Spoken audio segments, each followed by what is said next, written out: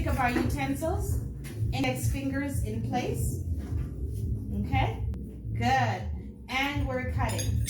We're doing this American style.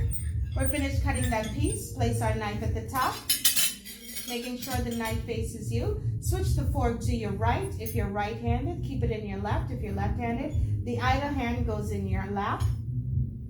And we're enjoying that portion.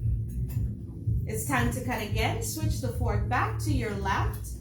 Retrieve your knife. Index fingers in place. And we're cutting again. It's good, it's good.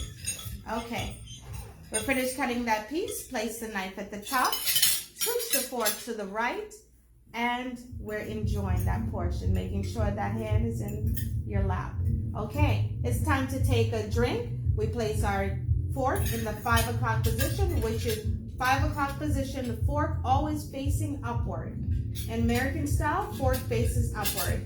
This is our pause position. We take that drink, hold in our glass at the stem, at the end of our fingers. Take that sip, looking into the glass, and we're done with that. Now, your glass is always on the right side. Always on the right, okay?